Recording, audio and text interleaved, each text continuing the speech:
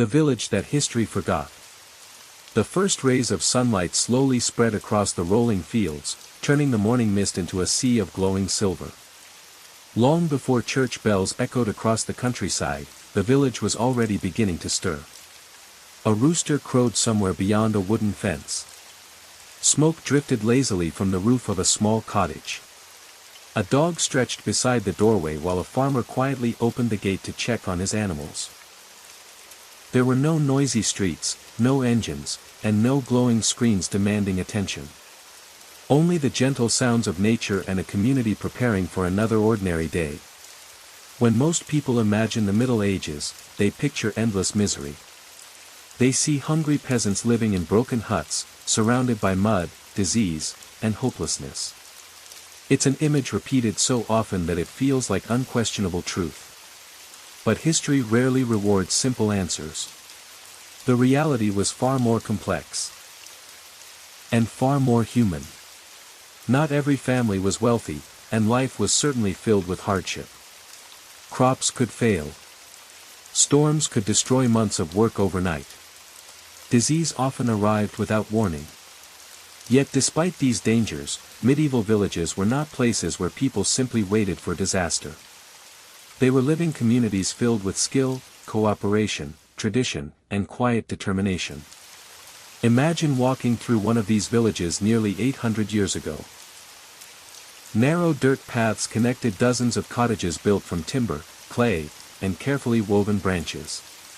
Small vegetable gardens surrounded many homes, growing onions, beans, cabbage, and herbs. Chickens scratched at the ground searching for insects while children carried buckets of water from the nearest well. Every person had responsibilities. Before breakfast, someone was already feeding livestock. Another family repaired a broken fence damaged by last night's wind. A blacksmith's hammer echoed through the morning air, while a mill will slowly turn beside a nearby stream. Nothing happened by accident. Every meal, every tool, every roof, and every piece of clothing existed because someone had invested countless hours of careful work. That is perhaps the greatest difference between their world and ours. Today, many of the objects we own can be replaced with a single click. If a chair breaks, another one may arrive tomorrow. If a shirt tears, many people simply buy another. For a medieval family, replacing even the simplest object could require weeks, or even months, of labor. A wooden bucket was carved by skilled hands. A cooking pot represented valuable metal and expert craftsmanship. A loaf of bread began months earlier when grain was first planted into the earth. Nothing was disposable. Everything mattered. This way of thinking shaped every decision people made. Instead of chasing luxury, families focused on security.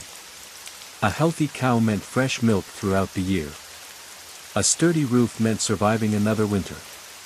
A full grain store meant children would not go hungry before the next harvest.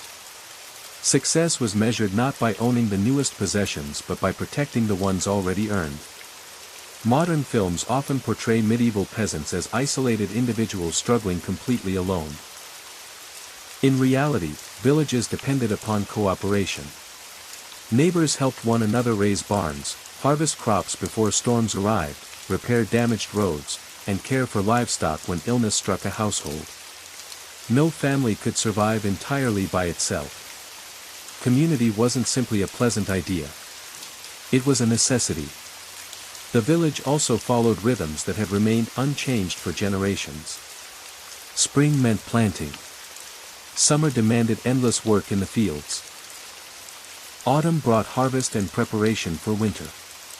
Winter became a season of repair, storytelling, weaving, woodworking, and planning for another year. Life followed nature's calendar rather than a clock. There was comfort in that rhythm. Children learned practical skills from their parents almost as soon as they could walk. Grandparents shared stories that carried local history long before books became common possessions. Knowledge passed from one generation to another through observation, memory, and experience. Evenings looked very different from modern life. As darkness settled across the countryside, families gathered around the warmth of the hearth. Simple meals were shared. Clothing was repaired by candlelight. Wooden tools were carved for tomorrow's work. Songs, prayers, and stories filled the room until sleep slowly arrived. It was not a life of endless entertainment. But neither was it a life completely without joy. There were village festivals after successful harvests. There were weddings, seasonal celebrations, music, dancing, and markets that brought travelers with exciting news from distant places. Ordinary people laughed. They celebrated. They hoped for better years ahead. And above all else, they built lives that were far richer than the stereotypes suggest. As we continue our journey, we'll step beyond the village paths and open the heavy wooden doors of an ordinary medieval home. Inside, we'll discover possessions that challenge one of history's oldest misconceptions, and reveal why even humble families often owned far more than most people imagine. Inside a medieval peasant's home, more than just four walls. Now, let's gently push open the wooden door of an ordinary medieval cottage. At first glance, the room appears dim. Sunlight filters through a small window covered by a wooden shutter rather than glass. The air carries the comforting scent of burning firewood, fresh bread, and dried herbs hanging from the ceiling beams. It isn't a palace, but it isn't an empty shack either. Everything inside has a purpose. The first thing that catches your attention is the hearth. Positioned near the center of the home, it is the heart of family life. Here, meals are cooked, water is heated, clothing is dried, and during the bitter winter months, everyone gathers around its warmth.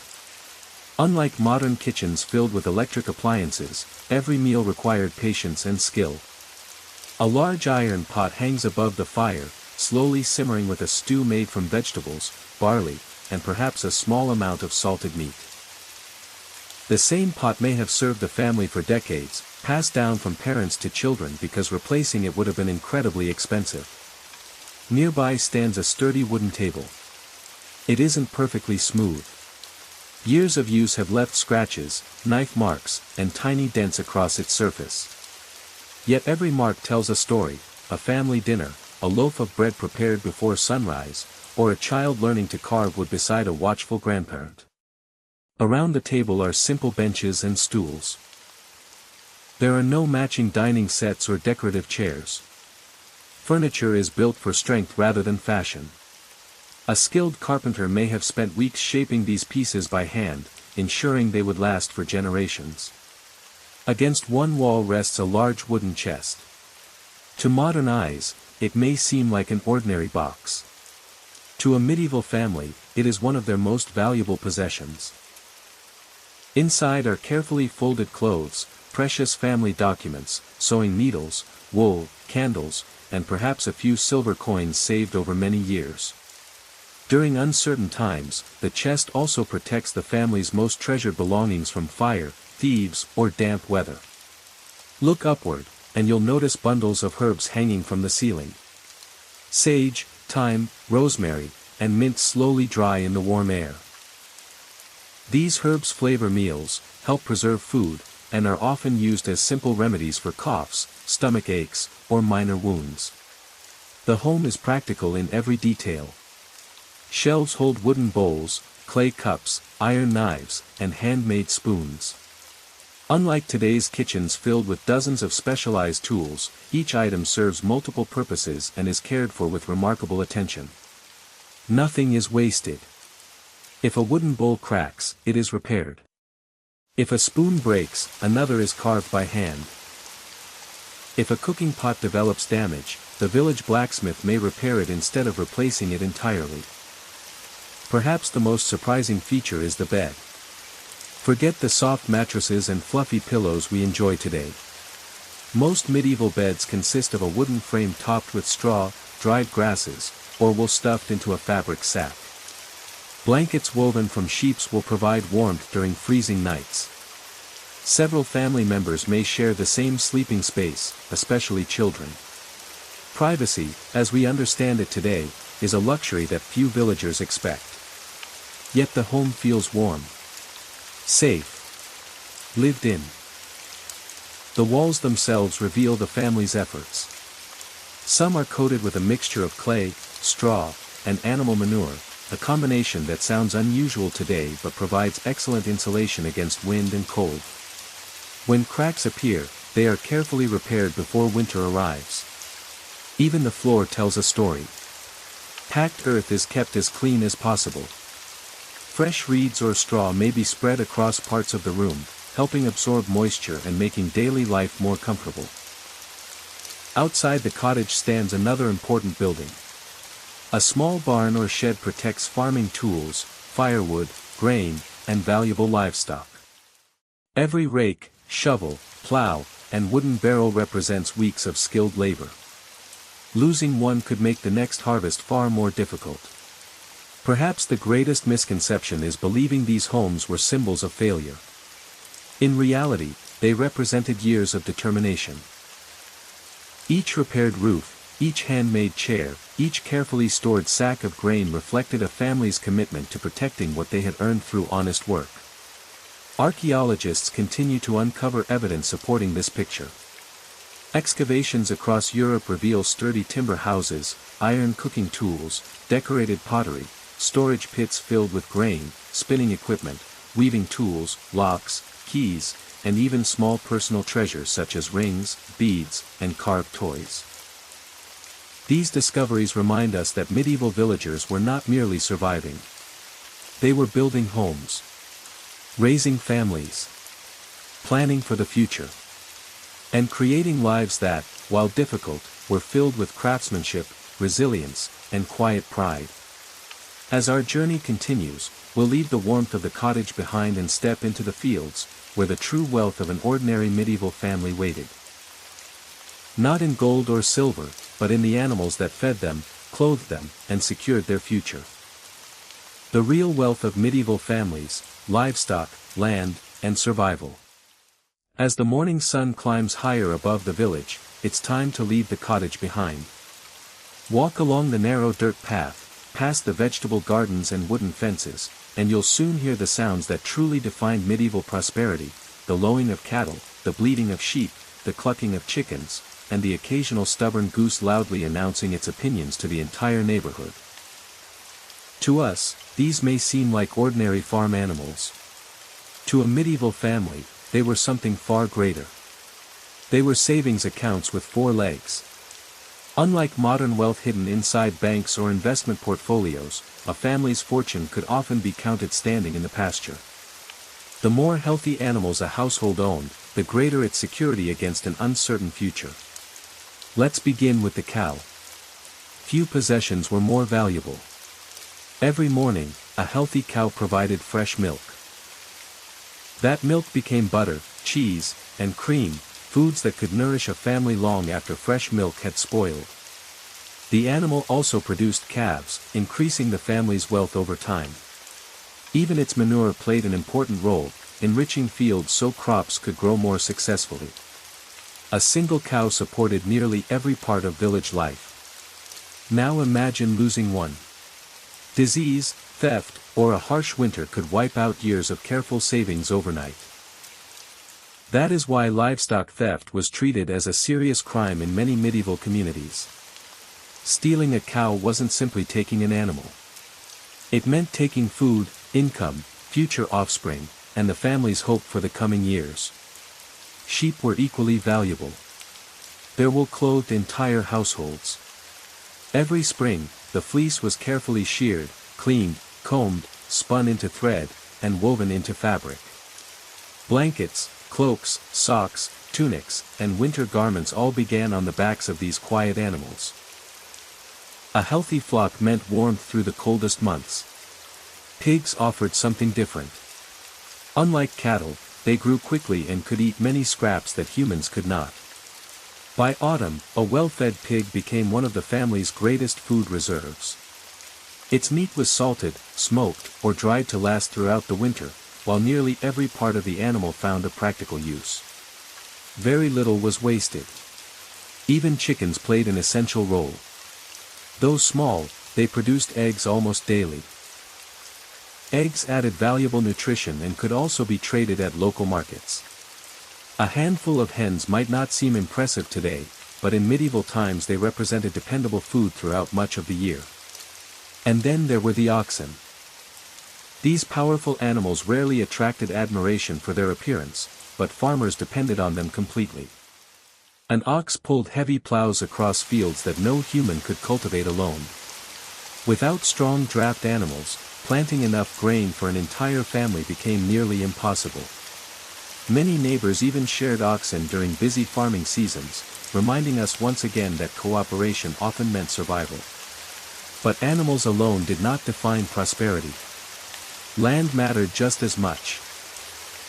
Contrary to popular belief, many peasant families had access to fields where they grew wheat, barley, oats, rye, peas, beans, and vegetables. Some held these plots through long-standing agreements with the local lord. Others inherited farming rights from parents and grandparents. The amount of land a family could successfully cultivate often determined whether they experienced comfort or constant hardship. Every season brought new challenges. Spring demanded planting. Summer required endless weeding and maintenance. Autumn became a race against time as entire villages hurried to harvest crops before storms arrived. Winter tested everyone's preparation. A single failed harvest could create enormous difficulties. Yet good years allowed families to store grain inside barns and wooden bins, creating reserves that protected them during difficult seasons.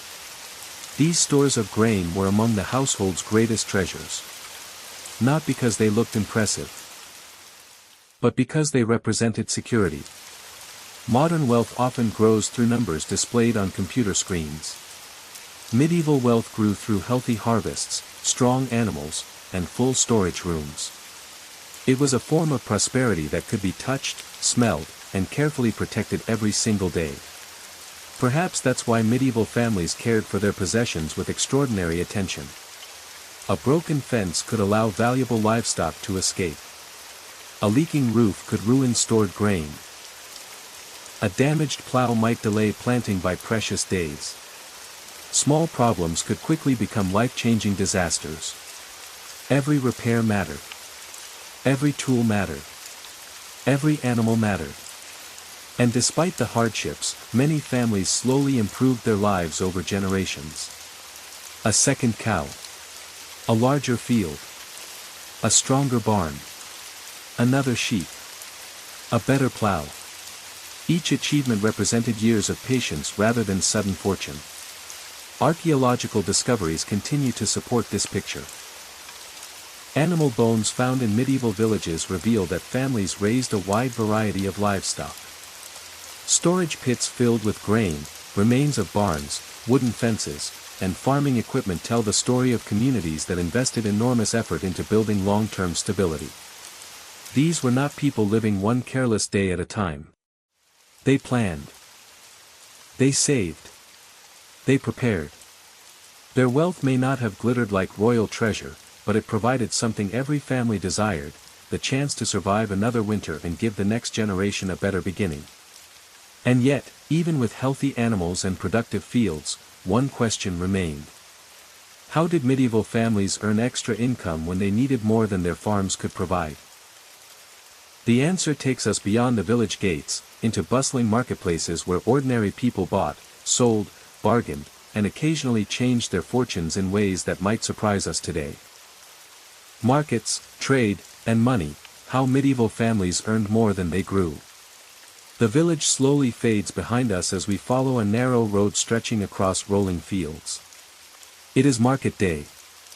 Long before sunrise, farmers, craftsmen, shepherds, and traders have already begun their journey. Wooden carts creak under the weight of grain, baskets overflow with vegetables, and the distant sound of horses echoes along the dusty road. For many medieval families, this was one of the most important days of the week. Contrary to popular belief, peasants did not spend every waking moment trapped inside their villages. Markets connected ordinary people to a much larger world. They were places where news spread, friendships formed, marriages were arranged, and business quietly shaped everyday life. As you enter the marketplace, the first thing you notice is the noise. Merchants call out their prices. Children weave through the crowd. A blacksmith demonstrates the sharp edge of a newly forged axe. Nearby, a baker proudly displays warm loaves of bread while the scent of roasted meat drifts through the air. The marketplace is alive. Not with luxury, but with opportunity. Many farming families arrived carrying goods they had produced themselves. Perhaps a basket of eggs collected over the past week. A wheel of homemade cheese.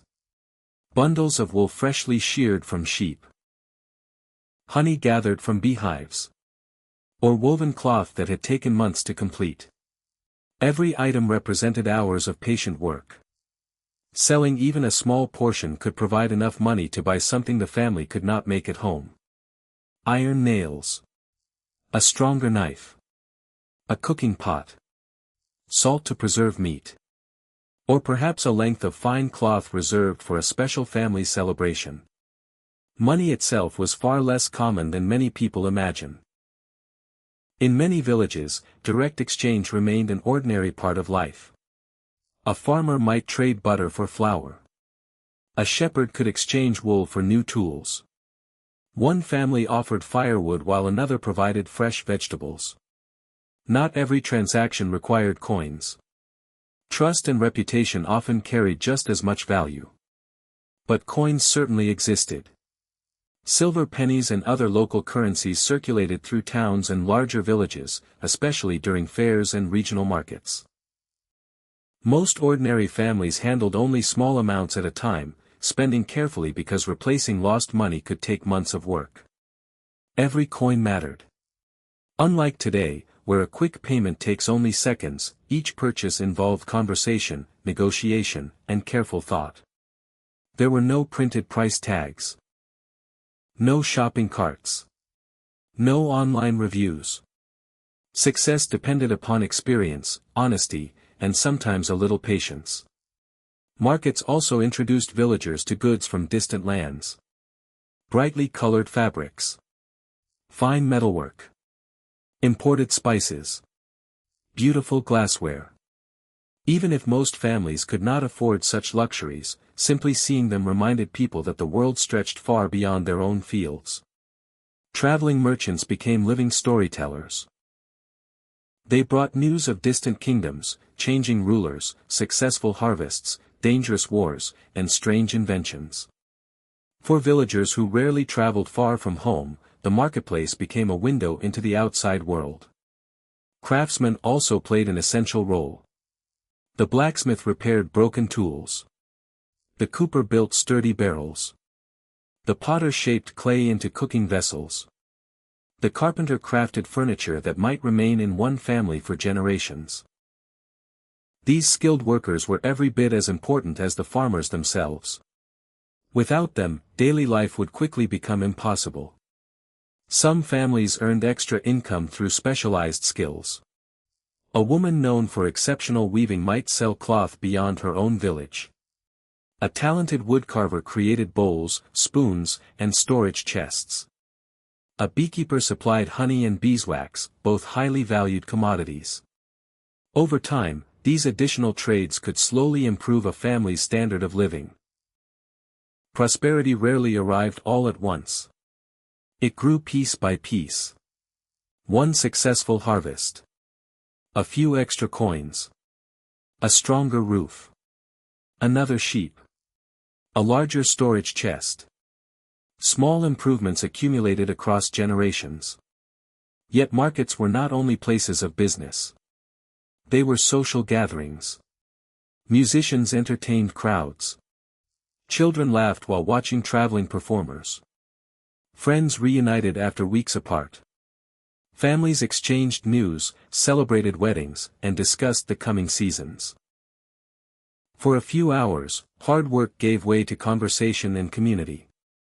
It reminds us that medieval life contained far more than endless labor. People found moments to celebrate. To laugh. To hope. Archaeological discoveries support this lively picture. Excavations of medieval market towns have uncovered thousands of coins, merchant weights, pottery imported from distant regions, leather shoes, jewelry, writing tools, and evidence of thriving local industries. These discoveries reveal communities connected through trade in ways once underestimated.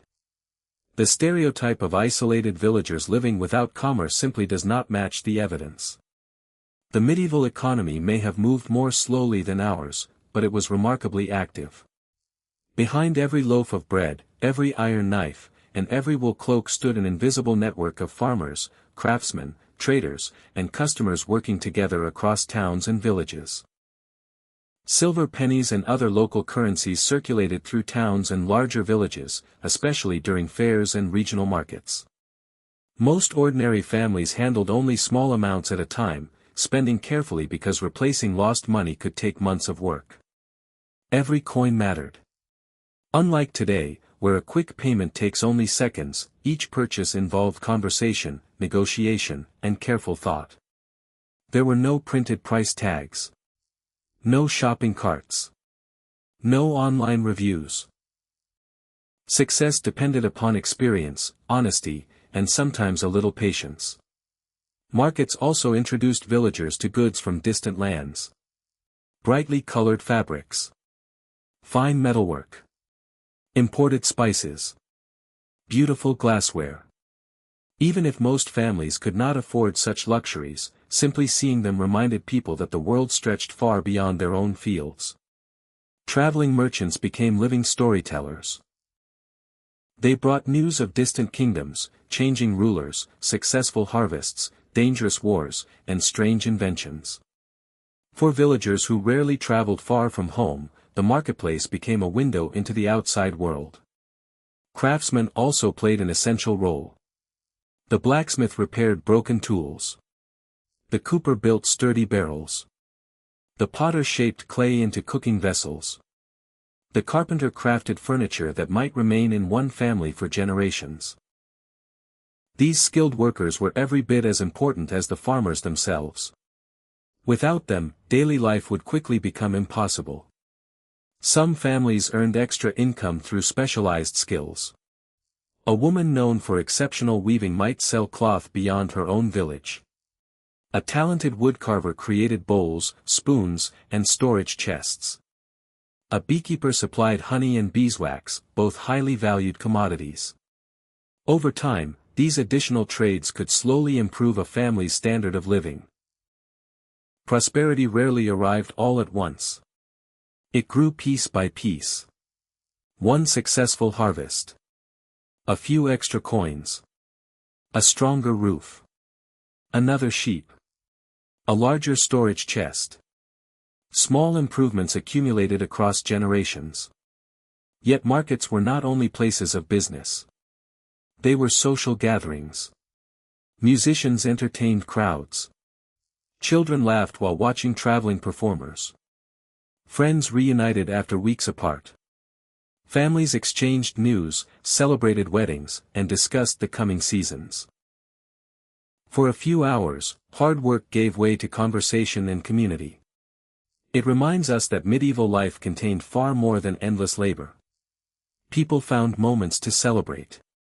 To laugh. To hope. Archaeological discoveries support this lively picture. Excavations of medieval market towns have uncovered thousands of coins, merchant weights, pottery imported from distant regions, leather shoes, jewelry, writing tools, and evidence of thriving local industries. These discoveries reveal communities connected through trade in ways once underestimated. And yet, even the busiest marketplace could not protect families from one powerful force that ruled every aspect of medieval life. Nature. Because no matter how skilled the farmer or how successful the merchant, everyone ultimately depended upon the weather. In our next chapter, we'll discover how changing seasons controlled medieval life, why a single storm could alter an entire year, and how ordinary families prepared for the constant uncertainty of the natural world. Feasts, festivals, and joy, the surprising social life of medieval villagers. As the final sheaves of grain are carried into the barn and another season of hard work comes to an end, something remarkable begins to happen. The village changes. For weeks, the air had been filled with the sounds of axes, plows, and busy hands. But now, laughter slowly replaces the rhythm of work. Smoke rises from outdoor fires, long wooden tables are carried into the village square, and children run excitedly between cottages. Today is a day of celebration. One of the greatest myths about the Middle Ages is that ordinary people spent every moment working without joy. While life was undeniably difficult, medieval villagers understood something that still feels familiar today. Hard work deserved moments of celebration. Throughout the year, villages marked important occasions with festivals tied to the changing seasons, successful harvests, religious holidays, weddings, and local traditions. These gatherings gave families a chance to rest, reconnect with neighbors, and briefly forget the worries of daily life. Harvest festivals were among the most anticipated events of the year. If the crops had grown well and the barns were full, the entire community had reason to celebrate. After months of uncertainty, a successful harvest meant there would likely be enough food to survive the coming winter. The atmosphere was filled with gratitude. Tables overflowed with fresh bread, cheese, vegetables, roasted meat when available, pies, and locally brewed ale. No one expected extravagant luxury, but sharing a generous meal with friends and family was a reward in itself. Music soon followed. Traveling musicians sometimes visited larger villages carrying simple instruments such as flutes, fiddles, drums, and bagpipes. Their melodies echoed through the square as people clapped, danced, and sang songs that had been passed down through generations. Not everyone danced gracefully. Some stumbled over their own feet. Others laughed so hard they barely remembered the steps. But perfection was never the goal. The celebration belonged to everyone. Children created their own entertainment. They chased each other through open fields, played simple games with sticks or stones, and competed in friendly races. Handmade toys, carved from wood by parents or grandparents, often became treasured possessions despite their simplicity. Adults also enjoyed competitions. Archery contests tested skill and patience. Wrestling matches drew enthusiastic crowds. Strong farmers challenged one another to lifting heavy stones or pulling wagons, while villagers cheered from the sidelines. These contests were more than entertainment. They celebrated strength, teamwork, and community pride. Markets held during festival days became even more colorful. Merchants arrived from neighboring towns carrying goods rarely seen in ordinary village life. Brightly dyed cloth, polished metal tools, handmade jewelry, fragrant spices, and finely crafted pottery caught the attention of curious shoppers.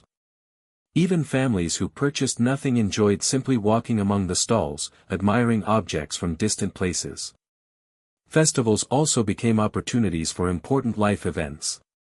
Young couples met while dancing.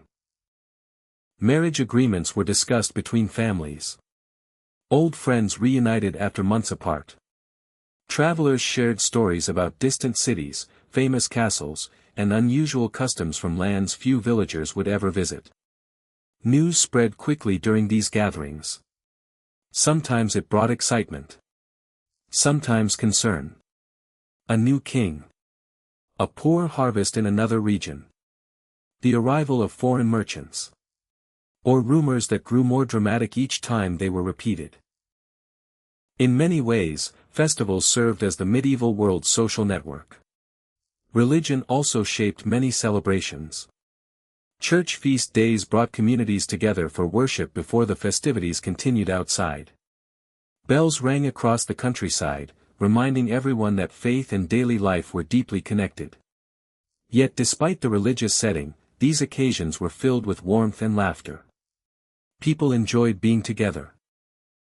They celebrated survival, friendship, and hope for another prosperous year. Perhaps the most touching aspect of these gatherings is how ordinary they feel. Parents worried about their children. Neighbors exchanged recipes. Friends teased one another over friendly competitions. Grandparents smiled as younger generations danced in the village square. Across the centuries, these simple moments remain surprisingly familiar. Archaeologists have uncovered musical instruments, gaming pieces, decorated drinking cups, carved toys, colorful beads, and beautifully crafted jewelry in medieval villages throughout Europe. These discoveries remind us that even modest communities valued beauty, creativity, and celebration. Life was never only about work. It was also about finding reasons to smile despite uncertainty. As the fires burn lower and the music slowly fades into the night, villagers return to their homes carrying full hearts and hopeful spirits. Tomorrow, ordinary life will begin again. The fields will still need tending. Animals will still require care. But tonight, they have been reminded that even in an age of hardship, joy could be found in shared meals, familiar songs, and the company of those they loved. And yet, beyond these peaceful villages, another world existed. Stone castles stood on distant hills. Powerful lords ruled vast estates. Knights rode across the countryside carrying swords instead of farming tools. In our next chapter, we'll leave the village behind and step inside the world of medieval nobility to discover how their lives differed. Lords, castles, and the reality of medieval power. As dawn breaks over the countryside, our journey leaves the quiet village behind. The winding dirt road climbs a gentle hill, and in the distance, a massive stone castle slowly comes into view. Its tall towers rise above the landscape, visible for miles in every direction. Thick walls surround the fortress, while colorful banners flutter in the morning breeze. To many people today, this castle represents everything about the Middle Ages. Power, wealth, luxury. But as with so many parts of history, the truth is more complicated than the legend. The castle was not simply a grand home. It was a fortress, an administrative center, a court of law, and a symbol of authority. Every stone had been placed to protect the people living inside and to remind everyone beyond its walls who controlled the surrounding lands. Yet despite their impressive appearance, castles were rarely places of endless comfort. Life inside was often cold, noisy, and surprisingly busy. The thick stone walls that defended against enemies also trapped damp air during winter. Large fireplaces struggled to warm enormous halls, and even wealthy nobles often wore heavy wool clothing indoors to stay comfortable. Luxury, by medieval standards, looked very different from our own. The lord of the manor held significant responsibility. He collected rents, settled disputes between villagers, organized the defense of the estate, and managed large areas of farmland. His decisions affected hundreds of families who lived throughout the surrounding villages. But power came with obligations. A poor harvest reduced income. A local conflict demanded soldiers. A damaged bridge or mill required expensive repairs. Even the wealthiest landowners constantly faced challenges beyond their control. The castle itself functioned like a small community. Servants prepared meals from sunrise until late evening. Cooks worked over roaring fires inside vast kitchens. Blacksmiths repaired armor, horseshoes, and farming tools. Stable workers cared for dozens of horses. Messengers arrived carrying letters from neighboring estates. Clerks carefully recorded taxes, harvests, and legal agreements. Every day, hundreds of people worked together to keep the estate running smoothly. One of the most famous figures of medieval society was the knight. Modern stories often portray knights as fearless heroes riding into battle with shining armor and perfect manners. Reality was far less romantic. Becoming a knight required years of training. As young boys, future knights served as pages before becoming squires, learning horseback riding, swordsmanship, hunting, and military discipline under experienced warriors. Armor itself was astonishingly expensive. A complete suit required skilled blacksmiths working for months, shaping thousands of metal pieces into a suit that balanced protection with mobility. Owning such equipment placed knights among the wealthier members of society. Yet battles remained terrifying. Despite the stories of glorious victories, medieval warfare was exhausting, chaotic, and incredibly dangerous. Many castles were built not because people loved war, but because they hoped to survive it. Peace was always preferable. Beyond military life, noble families also managed enormous households. Meals in the Great Hall brought together family members, trusted advisors, visiting merchants, traveling clergy, and important guests. Food was more varied than that of ordinary villagers. Roasted meats, freshwater fish, fresh bread, fruit, cheese, and imported spices occasionally appeared on the tables of wealthy households. Yet even here, meals depended heavily on the changing seasons. Without refrigeration, preserving food remained a constant challenge for everyone, regardless of social status. Education also played an important role. While many villagers learned practical farming skills, noble children often studied reading, writing, history, religion, mathematics, and foreign languages under private tutors or members of the clergy. Knowledge became another form of power. Still, the lives of nobles and peasants were more connected than many people imagine. The villages supplied grain, livestock, wool, timber, and countless other resources that supported the castle. In return, the lord offered protection, maintained roads and mills, enforced local laws, and defended the region during times of conflict. The relationship was far from perfect. Disagreements over taxes, labor obligations, and land rights frequently created tension. Some lords ruled fairly. Others abused their authority. The medieval world was never divided into simple heroes and villains. It was filled with ordinary people making difficult decisions within a complex system. Archaeological discoveries reveal beautifully carved furniture, decorated chapels, colorful wall paintings, imported pottery, and finely crafted metalwork inside many castles. These treasures remind us of the wealth concentrated within noble households. Yet they also highlight another important truth. None of it could exist without the farmers, craftsmen, builders, merchants, and laborers working beyond the castle walls. The prosperity of the nobility rested upon the dedication of countless ordinary families.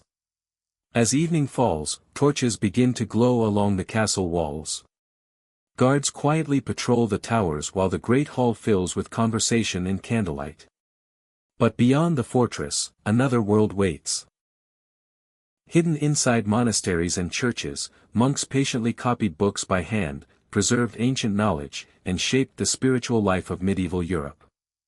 In our next chapter, we'll step through the doors of these peaceful places to discover how faith, learning, and quiet scholarship helped preserve history for future generations. The rise of medieval towns, trade, craftsmen, and new opportunities. The quiet countryside is slowly changing. For centuries, medieval life had been centered around villages, farms, and the endless cycle of planting and harvesting. But now, something new is appearing on the horizon. The sound of merchants calling out prices. The movement of crowded streets. The ringing of metal being shaped by skilled hands. A new world is growing. The medieval town. As trade expands across Europe, small settlements near castles, rivers, bridges, and important roads begin transforming into busy centers of commerce. These towns become places where farmers, craftsmen, merchants, travelers, and workers from different regions come together. For many people living in the countryside, the town represents opportunity. A chance to earn money. A chance to learn a skill. A chance to build a different kind of life. Entering a medieval town for the first time would have been overwhelming. Unlike the peaceful silence of a village, towns were full of movement. Narrow streets twisted between wooden buildings. Market stalls crowded open squares. Merchants displayed colorful fabrics, tools, pottery, spices, leather goods, and countless other products. The smell of freshly baked bread mixed with smoke from workshops and the sounds of hundreds of conversations created an atmosphere unlike anywhere else. At the center of many towns stood the marketplace. This was not just a place to buy and sell. It was the heart of the community. Farmers arrived with grain, eggs, cheese, vegetables, and livestock. Craftsmen displayed products they had spent weeks creating. Travelers brought stories from distant lands. News spread quickly through these crowded streets. A town market was the medieval world's information network. But behind every product sold in the marketplace was a skilled worker. The blacksmith was one of the most important figures in town. Using fire, metal, and incredible skill, blacksmiths created tools, horseshoes, weapons, locks, and household objects that people depended on every day. A poor quality tool could ruin a harvest. A strong tool could last for generations. Other craftsmen developed their own specialties. Carpenters shaped wood into furniture, doors, and buildings. Leather workers created shoes, belts, bags, and protective equipment. Potters produced cooking vessels and storage containers. Weavers transformed wool and flax into clothing and fabric. Each profession required years of training. To protect their skills and maintain quality, craftsmen formed organizations known as guilds. Guilds controlled training, set standards, and supported members during difficult times. A young person hoping to become a craftsman usually began as an apprentice. For years, they learned from an experienced master. They practiced basic tasks. They studied techniques. They slowly developed the skills needed to create products independently. After proving their ability, they could become recognized members of their profession. This system created generations of skilled workers whose craftsmanship continues to impress historians today. Medieval towns also changed social life. Unlike villages where people often knew everyone around them, towns brought together strangers from different backgrounds. A farmer's child could become a merchant. A young apprentice could eventually own a successful workshop. New opportunities appeared for people willing to work hard and develop valuable skills. However, town life was not easy. The streets were often crowded. Sanitation was a constant challenge. Waste disposal was limited, and diseases could spread quickly through densely populated areas. Fires were another serious danger because many buildings were constructed from wood. A single accident could destroy entire neighborhoods. Despite these difficulties, towns continued to grow. Why? Because they offered something powerful. Possibility. For many people, the chance to improve their future was worth the risks. As trade routes expanded, some towns became extremely wealthy. Merchants traveled across countries carrying valuable goods. Ships transported products across seas. Large fairs attracted traders from distant regions. A person living in one town might encounter goods produced hundreds of miles away. The medieval world was becoming more connected. Archaeological discoveries reveal the complexity of these growing towns. Historians have uncovered merchant coins, imported pottery, workshops, tools, jewelry, writing materials, and remains of marketplaces that show just how active medieval commerce truly was. These findings challenge the old idea that the Middle Ages were an age of complete isolation. Instead, they reveal a society constantly adapting and changing. The growth of towns created new possibilities, but it also created new challenges. As more people gathered together, questions of law, order, and justice became increasingly important. Who controlled these towns? How were criminals punished?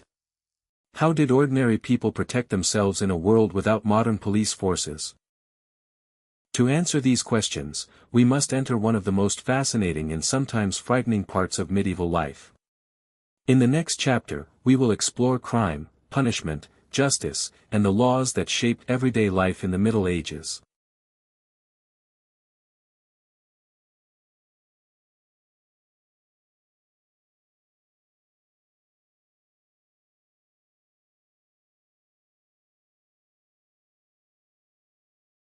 Crime, punishment, and justice, the dark side of medieval life.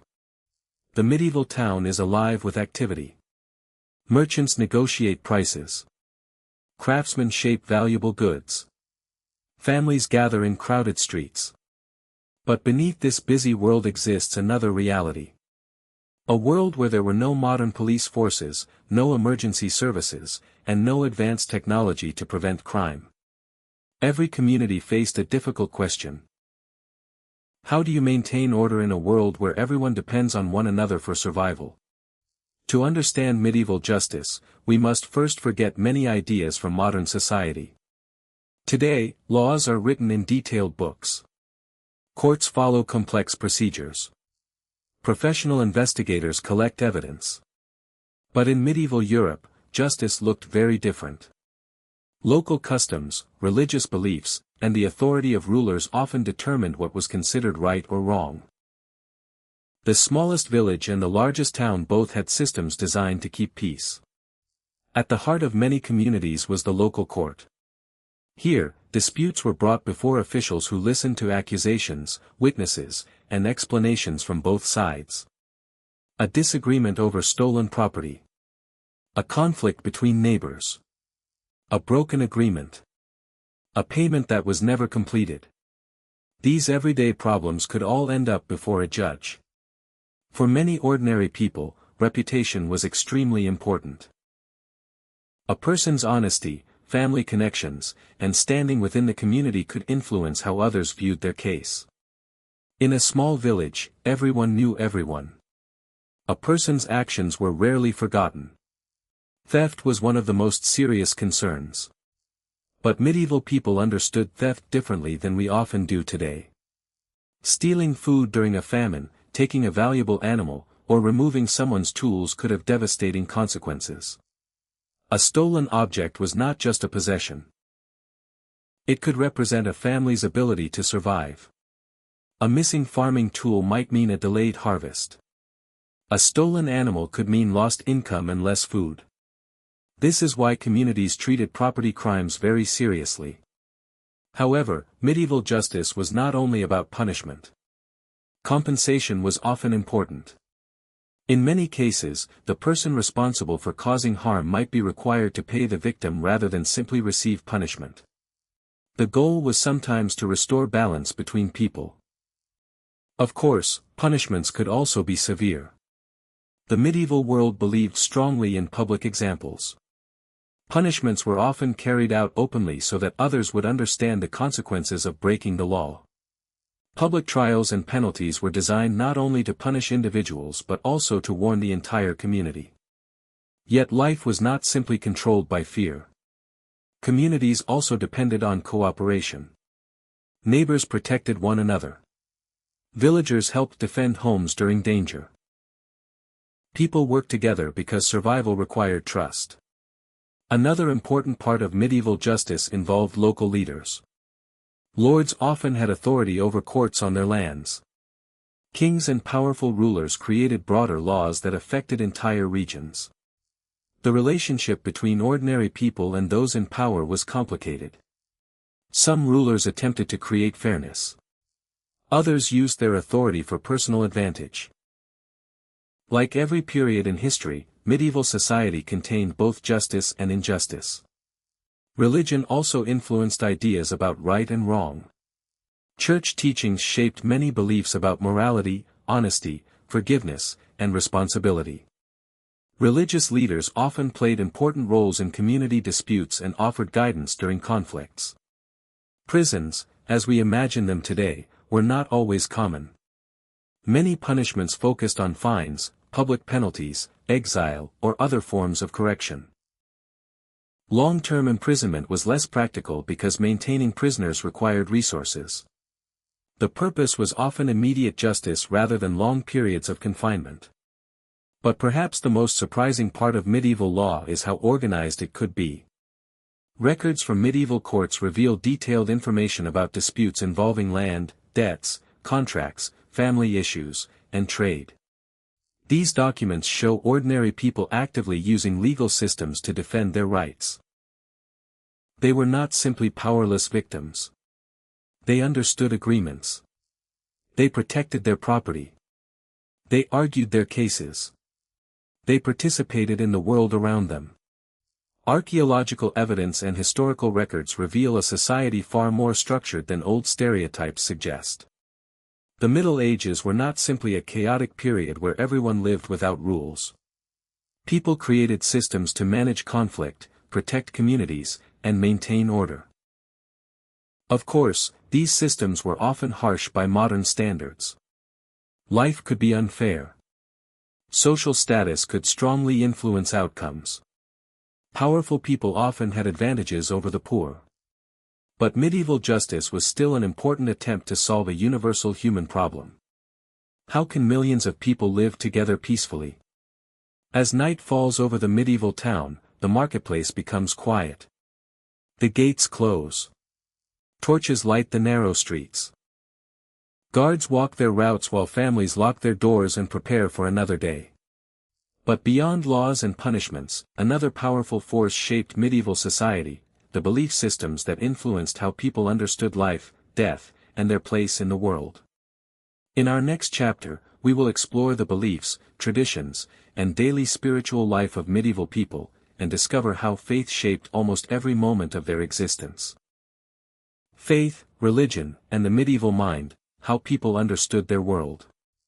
The medieval town slowly falls silent. The marketplace closes. The merchants pack away their goods. The last candles begin to glow inside wooden homes.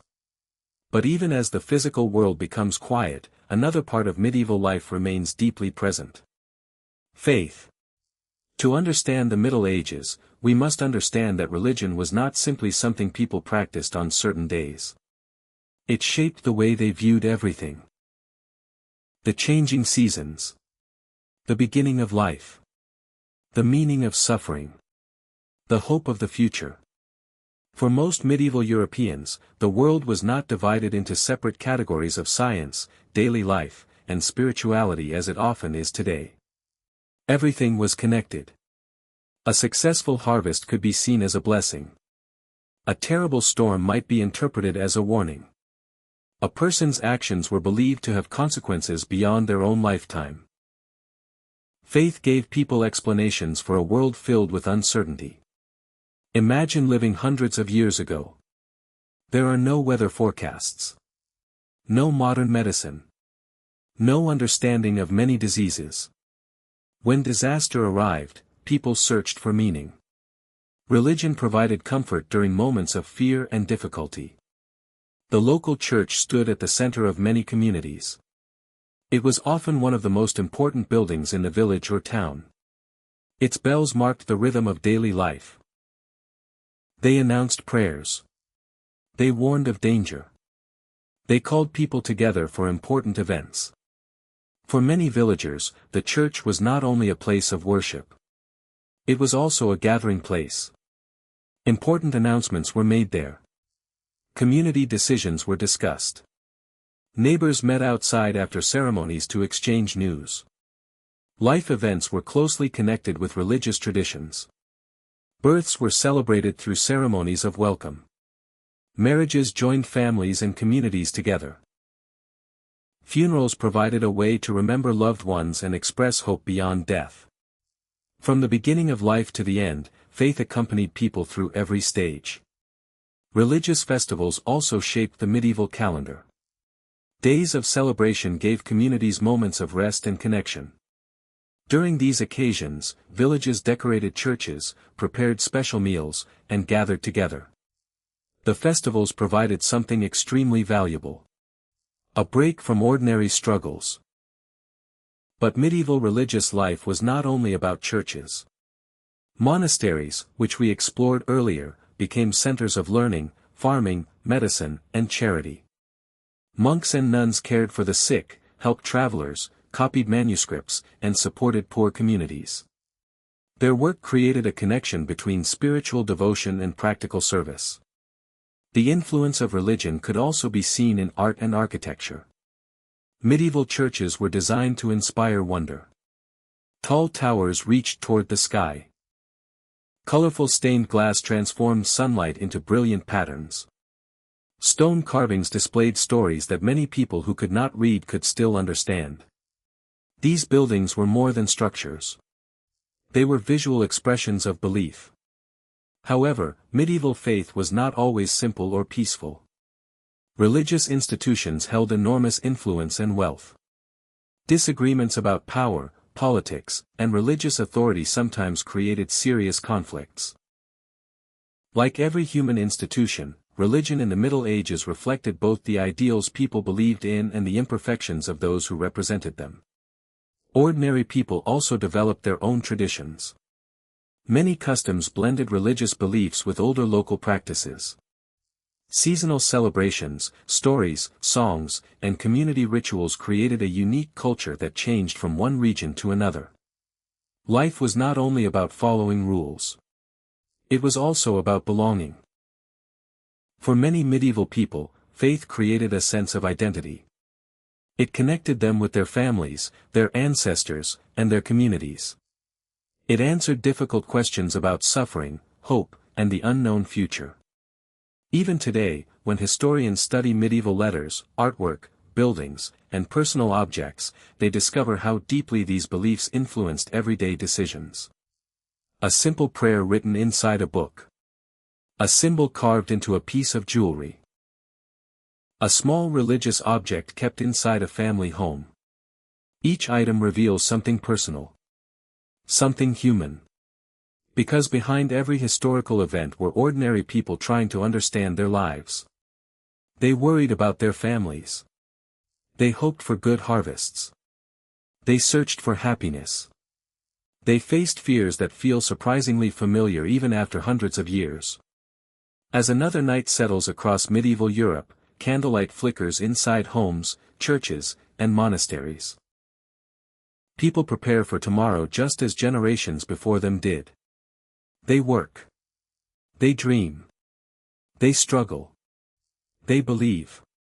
And their story continues. But the Middle Ages were not a frozen world that remained unchanged forever. New ideas were spreading. Cities were growing. Trade was expanding. Knowledge was moving faster. The old medieval world was slowly transforming into something new. In our final chapter, we will explore the great changes that ended the Middle Ages and discover how this fascinating era shaped the modern world we live in today. The end of the Middle Ages, how a new world was born. For hundreds of years, medieval Europe followed a familiar rhythm. Farmers worked the fields. Craftsmen created tools and goods. Merchants traveled between towns. Kings ruled from castles. Monks preserved knowledge inside quiet monasteries. Millions of ordinary people lived their lives through traditions passed down from generation to generation. But slowly, almost unnoticed at first, the world began to change. The Middle Ages did not end on a single day. There was no great moment when someone announced that medieval history was finished.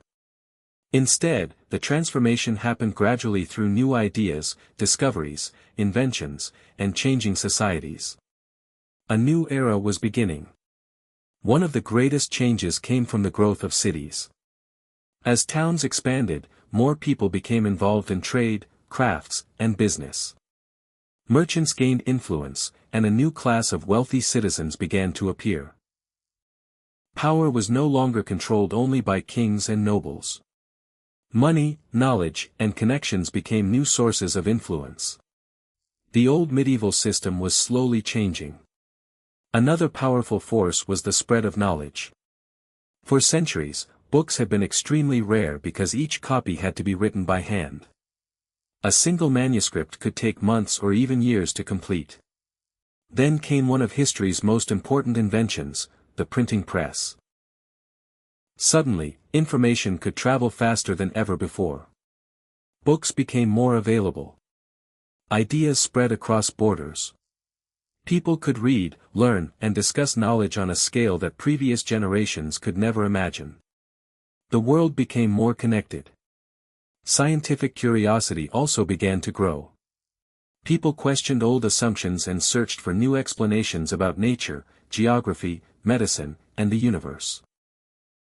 Explorers looked beyond familiar lands, creating new connections between distant regions.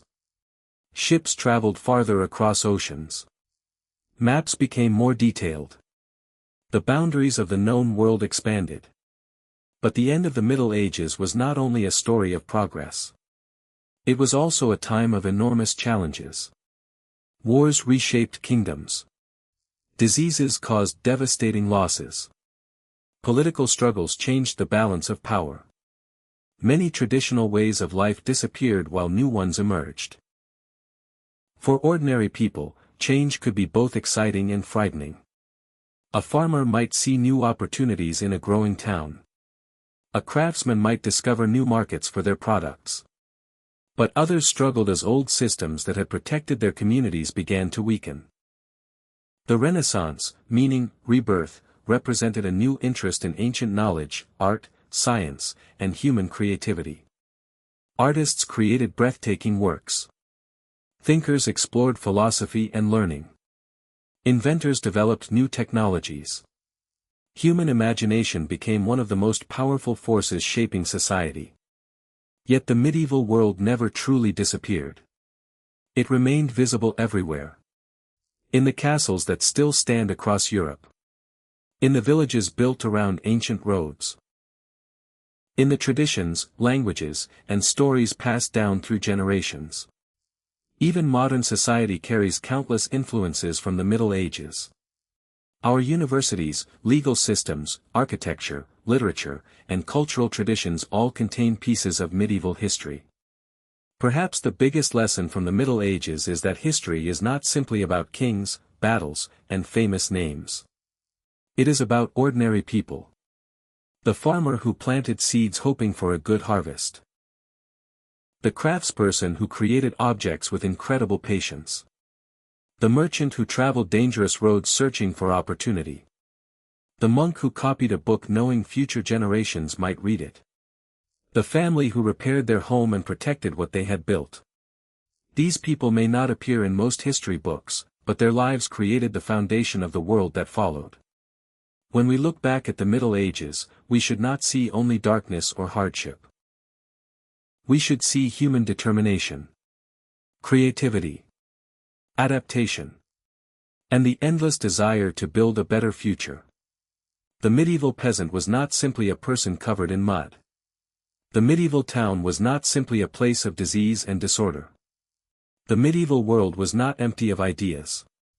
It was a complex civilization filled with people who worked, dreamed, struggled, and achieved.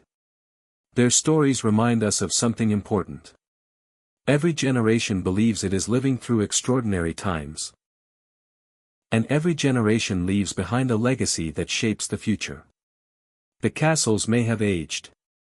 The wooden homes may have disappeared. The voices of medieval villagers may have faded into history. But their achievements remain. Because history is not only about those who held power. It is also about those who quietly built the world around them. And that is the true story of the Middle Ages.